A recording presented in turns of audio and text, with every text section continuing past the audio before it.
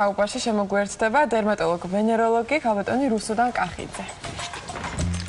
Salome ქალბატონი რუსუდან. მოგესალმებით.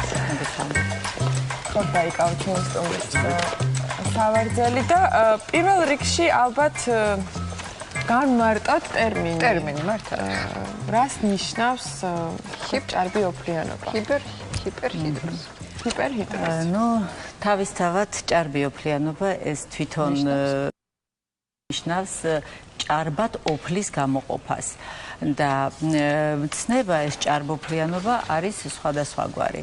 როდესაც ადამიანს ფიზიკური დატვირთვის დროს აქვს მაგალითად ჭარბოფლიანობა, ეს აბსოლუტურად ფიზიოლოგიური მოვლენა არის და როცა თან ახლავს რამე სხვა დაავადებას, ეს არის უკვე პათოლოგიური. და ხო არის აპერისპირო, აი ვარჯიშობა და არ გამოსდით ოფლი. ესეც ხო რაღაცა გადახრა, თუ ნორმალურია? არ არის ეს ნორმალური, ოფლის გამოყოფა ნორმაში საერთოდ აუცილებელია იმისთვის რომ ტემპერატურა შეინარჩუნოს მუდმივი ტემპერატურა. ნორმებზე, იმისათვის რომ მივხვდეთ და შეგიძლიათ მივხვდეთ გაცდათვალე ნორმების ფარგლებს დაუშვათ კონკრეტული შემთხვევები. რა არის ნორმა, რა შემთხვევაში? ნორმა არის ნორმალური რაოდენობით ოფლის საერთოდ ოფლის გამოყოფა ეს არის ფიზიოლოგიური პროცესი, რომელიც არეგულირებს ტემპერატურას, ნორმალურ ტემპერატურას და როდესაც ადამიანის სხეულს ჭირდება გაგრილება, ესე ვთქვათ, ანუ ვენტილაცია. გაგრილება გამოიყოფა ოფლის მოჭარბებული, მომატებული რაოდენობა.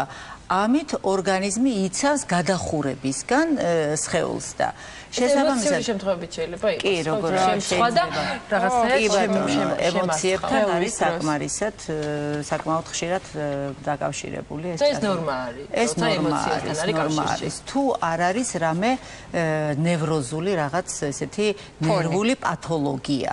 თუ არის უკვე ნერვული ვერ იქნება, უბრალოდ ანუ პირდაპირ ნერვებთან ერთმნიშვნელოვნად არ მიდის, ხო ჰიპერჰიდროზი? არა, ჰიპერჰიდროზი ძალიან ბევრ რამესთან არის დაკავშირებული და ესე ჩამოვთვალოთ აი ძირითადი ასე ვთქვათ რისი ნიშანი შეიძლება იყოს ჰიპერჰიდროზი? ესე იგი თუ არ არის ფიზიოლოგიური, თუ არ არის დაკავშირებული, ესე იგი თუ ზაფხულში არ გვაწვია ქურქი და თუ არ ვარჯიშობთ არის რიგი ენდოკრინული პათოლოგიები, აგრეთვე ინფექციური დაავადებები, აგრეთვე ნერვული მოშლილობები, აი ძალიან ხშირად ინფექციურებისგან არის ტუბერკულოზი დაკავშირებული ჭარბოფლიანობასთან კი. ვეგეტატიური მოვლენები, დიახ, ეს არის უკვე ემოციებთან დაკავშირებული და ასე შემდეგ. თუ ჭარბოფლიანობა არის, როგორც ვახსენეთ, ფიზიკური დატვირთვის დროს და სუბუქი ემოციური დატვირთვის დროს ეს აბსოლუტურად ჩდება ნორმაში და ამ დროს ყოველდღიური დაუშვათ იღლის მიდამოში ტენიანობა მოდი ესე ვთქვათ. არის თუ არა ეს ნორმა და უნდა იყოს თუ არა ასე? თუ არ უნდა იყოს ტემპერატურასთან და საერთოდ გარემო პირობებთან არის ეს დაკავშირებული. იმ შემთხვევაში თუ გარემოში არის აბსოლუტურად ნორმალური ადამიანის სხეულისთვის ნორმალური ტემპერატურა, ამ შემთხვევაში ფიზიოლოგიურად მაინც გამოიყოფა ოფლი. თუ არის ლოკალურად ეს ოფლიანობა, როგორც თქვენ ახსენეთ, იღლიებში, ხელის გულებზე, ფეხის გულებზე, თავის მიდამოში, ხშირად სახეზეც კი ბატონო, ამ შემთხვევაში უკვე ეს არის დამოკიდებული ადამიანის გენეტიკაზეც. ანუ გენეტიკური ფაქტორიც, რა თქმა უნდა, არსებობს. თუ ნორმალურ პირობებშია. იმ შემთხვევაში, თუ გარეთ ცხელა, შესაბამისად, თერმორეგულაციისთვის არის საჭირო მეტად ოფლის გამოყოფა, რომ ორგანიზმიდან ეს მოხდეს ტემპერატურის გარემოში. ქავდარუსუდან ყველა სხვადასხვანაირად ცხელა, ეხა სიცხეზე ხსენა, ხო? ზოგიერთ ასეთი ფრაზა რომ მე კარგად ვიტან სიცხეს, მე ცუდად ვიტან სიცხეს. ეს გენეტიკურია? სიცხე ჩემია. დიახ, ეს უფრო არის გენეტიკური ფაქტორი და ადამიანის ინდივიდუალური თავისებურება. ფიზიოლოგია არის, დიახ. კარგი, იმაზე ლოკალიზაციაზე იყო ლაპარაკი, თიკამ იღლის ფოსო ახსენა. არის თუ არა ვთქვათ, რამე სიგნალი ასევე ადგილი, რომელშიც ხდება ეს ჭარბოფლიანობა, ვთქვათ, მხოლოდ ხელის გულები და ცივი, ფეხის ტერფები და ცხელი, ვთქვათ, ან რაღაცა ესეთი. ანუ ხასიათი ამ ოფლიანობას ჭარბოფლიანობის არსებობს დიახ ლოკალური და გენერალიზებული. იმ შემთხვევაში, როდესაც არის ლოკალური, არის ესეთი საყვარელი ადგილები, ეს არის იღლიები, ნაოჭები, ხელის გულები, ფეხის გულები, დიახ ფიზიოლოგიური ნაოჭები და ესეც ნორმაში ჯდება, რომ ესეთ ფიზიოლოგიურ ადგილებში კი უფრო მეტი არის თვითონ საოფლე ჯირკვლები გამლაგებული აი ამ ლოკალიზაციით. შესაბამისად, აი მაგალითად ბავშვებში ჭარბობს სხვანაირი ოფლიანობა. მოზაკისრის ეს დამოკიდებულია იმაზე, რომ გარდატეხის ასაკამდე უფრო მეტად ფუნქციონირებს, ასე ვთქვათ, ეკრინული, ანუ სხვა ტიპის საოფლე ჯირკვლები და გარდატეხის ასაკის შემდეგ ფიზიოლოგიურად, როდესაც ხდება ჰორმონალური გარდაქმნები ორგანიზმში, შესაბამისად იწყებს ფუნქციონირებას უკვე სხვა ჯგუფი საოფლე ჯირკვლების და ერთვება ესე ვთქვათ აპოკრინული ჯირკვლები. რა არის გენერალიზებული? გენერალიზებული ეს არის თავიდან ფეხებამდე მთლიანად ოფლიანობა. ანუ ადამიანს არ აქვს მნიშვნელობა შუბლზე, ზურგზე, ფეხზე, ხელზე, ფაქტობრივად ერთნაირად ძალიან მაინტერესებს მე 18 წელია უკეთილ მოსარგებლე ვარ და ოპერაციის შემდგომ დამემართ ესეთი რამ მე როგორც მითხეს ვითომ საოფლე ჯირკვლები დაზიანდა. ანუ ერთ მხარეს ოფლი არ გამომდის საერთოდ და მეორე მხარეს აი გეგონება გაორმაგებულია. ერთ მხარეს რომ არ გამოგდით ეს ნაოპერაციები მხარეა? არა, ხერხემალზე გავაკეთე. ხერხემალზე გასაგებია. საერთოდ სამკურნალოთაც კი იყენებენ ერთ-ერთი მეთოდი არის ჭარბოფლიანობის ნერვის დაზიანება, რომელიც პასუხისმგებელი კი არის ესეთი ქირურგიული მეთოდი არსებობს ჭარბოფლიანობის მკურნალობის და როგორც ჩანს თქვენი სწორედ ის ნერვი, რომელიც არის პასუხისმგებელი აი ამ ჭარბოფლიანობაზე გაქვთ დაზიანებული და იღებს არა მეორე მხარე შესაძლებელია კომპენსატორულად ხდება თქვენ ორგანიზმს სჭირდება ესეთი ოფლის გამოყოფა და სპორტსმენია. კი ბატონო და კომპენსატორულად ან უბრალოდ თქვენ გეჩვენებათ რომ ვინაიდან ესეც დასაშვებია რომ კომპენსაციაზე საუბრობდით. ეხლა იმდენი ჯერში თალკეც ვისაუბროთ ან ანტირესპირანტებზე და დეოდორანტებზე და ასე შემდეგ, მაგრამ რაღაცა საუბარი არის რომ რაღაცა ისეთი ტიპის საშუალებები გამოვიდა, რომელიც მთლიანად ფუნქციას წყვიტავს, თქვა, თუნდაც იღლიებში, ხო, გამოდენას. მავნებელია თუ არა ეს და თუ ხდება კომპენსაცია სხვა არის ესეთი პრეპარატები, მათ შორის არა, რომ წასასმელი პრეპარატებიც არის და სპრეის სახითაც არის და აგრეთვე ბოტოქსით მკურნალობაც არის. ესეც აი ხო, სხვადასხვა მეთოდია მკურნალობის. რა თქმა უნდა, მისაწვდომია ეს საშუალებები წასასმელი და ამ წასასმელის. იცით, როდესაც ხდება ინდივიდუალური მიდგომა აქაც. ყოველ ადამიანს აქვს თავისებური რაღაც კანის თავისებურება, ხო? ზოგიერთ ადამიანს თუ ანტიპერსპირანტს ხმარობს, ანუ იმ საშუალებას, რომელიც ხო, ოფლის გამოყოფის საწინააღმდეგოა, ამ შემთხვევაში დახშობის შემთხვევაში თუ დაინფიცირებული აქვს ეს ლოკალურად ეს ადგილი, შესაძლებელია განვითარდეს გაღიზიანება და მეორეული ინფექციის შეჭრა.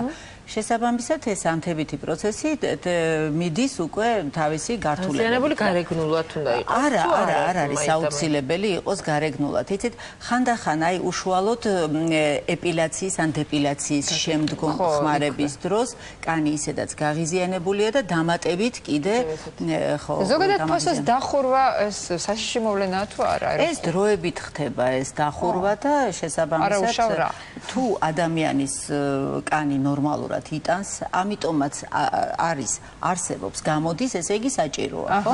რასთან არის ერთი კითხვა მაქვს, თუ შეიძლება. დიახ. მე ბავშვობაში მასწავლეს, ძალიან გაცილებული ვიყავი და მეორე დღეს თამაში მქონდა.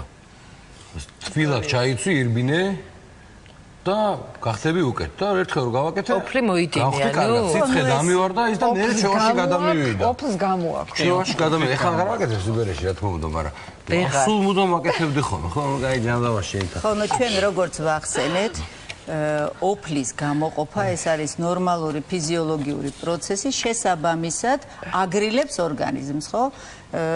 ესეთი მეთოდიც არის ცხელი ჩაის დალევა, თბილად ჩაცმა და ოფლის მორაბად. რამე გამოაქვს? ანუ გამოაქვს ის შხამები ხამზე არ არის საკითხი. ტემპერატურას მიგდებს ეს არის უბრალოდ. ტემპერატურის დაქვეითება. შხამები ესე არ გამოდის. ერთი ზოგიერთი ადამიანის შემთხვევაში ისეა, ზოგიერთის ასე, რომ ოფლის გამოყოფა დაკავშირებული უსიამოვნო სუნთან ან არა. ეს მხოლოდ ჰიგიენასთან არის დაკავშირებული თუ ესეც ფიზიოლოგია? არ არის მხოლოდ ჰიგიენასთან, მეცაც გეტყვით, მამაკაცებში და ქალებშიც განსხვავებული შემადგენლობა აქვს თვითონ ოფლს. დიახ. და ყველა ადამიანს ალბათ სპეციფიკური ოდორი ყველას ახლავს უკაცრა. აი ესე დავსრულებთ. კი ბატონო, ოდორის სურნელი მეტ-ნაკლებად იმ შემადგენელ ფაქტორებს, რაც არის თვითონ ოფლის შემადგენლობაში. ეს კითხვა. კი. აალებული. რა თქმა უნდა, ამას სპეციფიკური სუნი აქვს. აი თუ აკვირდებით, ალბათ იცით, რომ ყველა ადამიანის კანს თავისებური სუნი აქვს, ხო? ამბობენ. კი, ამბობენ. და შესაბამისად ეს არის დამოკიდებული იმ საოფლე ჯირკვლების სეკრეტზე, ცხიმოვანი ჯირკვლების სეკრეტზე, ანუ რას გამოყოფს ეს ჩვენი ორგანიზმი და მის შემადგენელ ნაწილებზე არის დამოკიდებული სუნი, ხო? შესაბამისად, როდესაც არის უსიამოვნო სუნი, ესეც ცალკე პათოლოგია არის თუ მეტად უსიამოვნო არის ეს. ეს ბევრი ძალიან დიდი პრობლემა გარეთვე გამოდის. თავად აღმოაჩენა დაავადება. გამოდის კარგად ძალიან, ბევრი კარგად გამოდის. კი ბატონო, შემადგენლობაზე არის თუმცა ქალბატონო რუსუდან ბრონქიდროზი ეწოდება ეს. მედიკამენტების მიღების დროს, განსაკუთრებით თქვათ მთელი რიგი ვიტამინების ან ანტიბიოტიკების დროს იცვლება სუნი. საკვების მიღების შედეგადაც ამის შედეგადაც როგორც უკაცრავად შარც ეცვლება სუნი, იმიტომ რომ ეს გამოდის ორგანიზმიდან, ესე ოფლს ეცვლება სუნი. სუნელების სუნი. კი ბატონო, კი ბატონო. იყოს საუბარი და ერთ კითხვა მაქვს ბოდიში შეგაწყვეტინეთ. მაგალითად ჩვენთან დარბაზში არიან ბევრი ათლეტები, ვინც არიან ძალიან მკაცრ სწორკვებაზე, ანუ არანაირი მარილი, იქ თქვათ საღეჭე რეზინსაც არ გაჭამენ, თქვათ რომ სიგარეტი შესაბამისად. ხო და შესაბამისად იმდენათაც არ უფლიანობენ. ანუ რადგან ორგანიზმში მარილი არ არის დიდი რაოდენობით, შესაბამისად ჭარბი უფლიანობაც არ არის.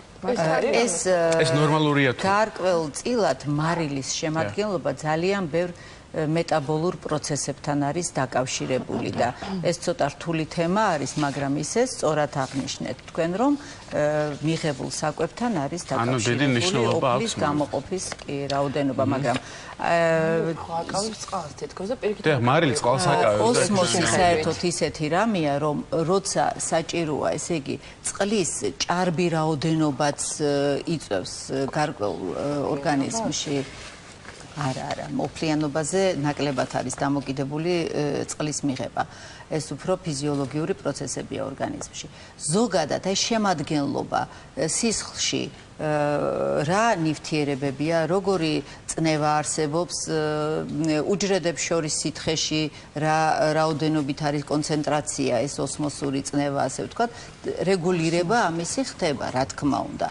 და სწორედ მარილიც ერთ-ერთი კომპონენტი არის, რომელიც ორგანიზმში შედის, გამოდის და შესაბამისად ქმნის. სითხესთან არ არის კავშირში, ბევრ სითხეს დროსა უფრო როფლიანდები, თუ არ არის ესე?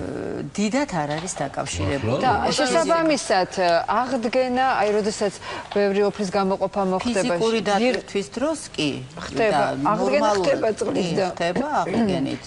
გადავიდეთ სამკურნალობის ნაწილზე. ალბათ მკურნალობა მაშინ დგება საჭირო, როცა აი ამ ნორმებს ცდება, ხო, სწორია? ეს უბრალოდ ჰიგიენაზე აღარ საუბრობ, ხო? ჰიგიენა, რა თქმა უნდა, პირველი მაინც არის ჰიგიენის ნორმების დაცვა, იმიტომ რომ და არა მარტო დაბანას ეხება ეს ჰიგიენის, ეს არის ტანსაცმელის ჰიგიენა, ეს არის ტანსაცმელი კაი ახსენეთ. დიახ, ქსოვილის შემადგენლობას აქვს ძალიან დიდი კი, მე მნიშვნელობა. პირადი დაკვირვებაც მაქვს ამასთან დაკავშირებით, რომ ყველაზე დიდი მნიშვნელობა აქვს რა გაცვია იმ დღეს, როდესაც თითქოს შეგაწუხა.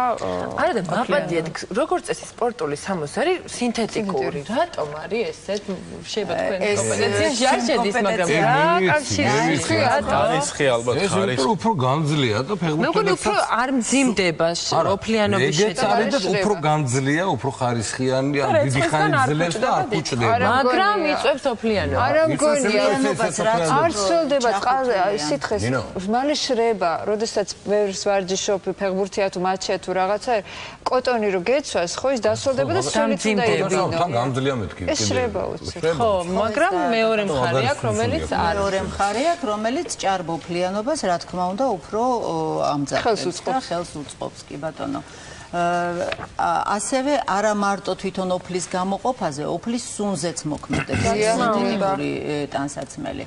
აგრეთვე ფეხსაცმელი ძალიან დიდი მნიშვნელობა აქვს, აი ფეხსაცმელი ეს ცალკე უზარმაზარი თემა არის, რომელიც ბევრ პათოლოგიას იწვევს, აი ეს ეხლა სამწუხაროდ მოდაში არის რეზინის ძირზე, ხო, ფეხსაცმელები. მაგრამ ეს ამას არ აქვს ეგ პრობლემა. დიმიტრი, რა არასეზონურად გაცვია ახლა დაგაკვირდი. დღეს გაიოფლები შენაშკარად. შორის არა ძალიან ისე ვარ თუ ვივარდი შედივით და თერმორეგულაციის დარღვევა, ხო, ერთ თქვათ დიმიტრის დღეს აცვია ძალიან არასეზონურად ამ სიცხეში თბილი. შენც არ აგიშა. ჭამეს. როდესაც შეგრძნებას კარგავ, თქვათ. ვერ უზნო სივაცხელა. რატომ აგადრე, მაგრამ შეგრძნებას მე არ კარგავ. არა, ეს როგორც მოგახსენეთ, არის ინდივიდუალური თავისებურება ორგანიზმის. ზოგს უყვარს გრილად ჩაცმა, ზოგს უყვარს თბილად. ეს რა თქმა უნდა დამოკიდებულია თერმორეგულაციაზე ორგანიზმის და ეს არის თავისებურება ადამიანის. ზუსტად საზაფხულო სეზონი, როდესაც კონდიცირებული გრილი ოთახიდან გადიხარ სითბოში, ესე ვთქვათ, ბუნების მოდელი. არის თუ სტრესი ეს ერთგვარი ორგანიზმისთვის არის და პირიქითაც. ამიტომ მაგალითად სულაც არ არის რეკომენდებული ძალიან დიდი კონტრასტი იყოს დიდი კონტრასტები მანქანაში საჭესთან როცა ზიხართ და გახურებულ გარეთ ჰაერში გადიხართ საკმაოდ ხშირად იწვევს უკვე ნევროლოგიურ ასე ვთქვათ პრობლემებს კი ბატონო ნერვის კუნთის ანთებებს და თუმცა ასეთი მეთოდით ბავშვებს თრდიდნენ ჩვენთან ცივიცხელის რეგულაციები ეს ცივიცხელი კონტრასტი არის ფიზიოლოგიურად დაშვებულ ნორმებში ტემპერატურა არ არის ისეთი დიდი კონტრასტი რომ დაუშვათ გაყინულიდან ძალიან ცხელში მცირე სხვაობაც იძლევა გარკვეულ კონტრასტს და ამიტომ ეს ცუდი არ არის აი ხა მაშინ რა საუნა ვთქვათ ხო სპორტულ დარბაზებში აუზებზე საუნა მე გაყინულ წყალში ხტები ეს დიდ საკში ეს ალბათ არ არის პრობლემა ან ძალიან ცხელი წყლით რო ბანაობენ და მე გრილად ვარო ხო ცხელი ცივი ან ძალიან ცხელი წყლით ბანაობენ და შემდგომში უკვე გრილად ხარ გარეთ კი ბატონო იცით ძალიან ცხელი წყლით დაბანაც იწევს გარკვეულ წილად ჭარბოფლიანობას აი იმ დროს ეს ფიზიოლოგიურია იმიტომ რომ ეს ცხელი წყალი იწვევს საოფლე ჯირკვლების გაფართოებას, აქტიურებას, თვითონ გარემოს ტემპერატურა არის გაზრდილი. ამიტომ ეს გარკვეულწილად ორგანიზმისთვის ესეთი გარემო იქმნება, როცა უნდა იყოს ოფლი გამოყოფილი ფიზიოლოგიური. და რომ ბოლოსკენ რომ შევაჯამოთ, რა მომენტში უნდა მიმართოს ადამიანმა ექიმს? თქვა თუ უკვე მოაგვარა ჰიგიენის პრობლემებიც თქვა და რამდენიმე დეოდორანტი თუ ანტიპერსპირანტი და ასე და ასე შემდეგ და მაინც ეს დისკომფორტი ვეღარ მოვასწრებ. თუ ადამიანს აქვს დისკომფორტი, ნებისმიერ შემთხვევაში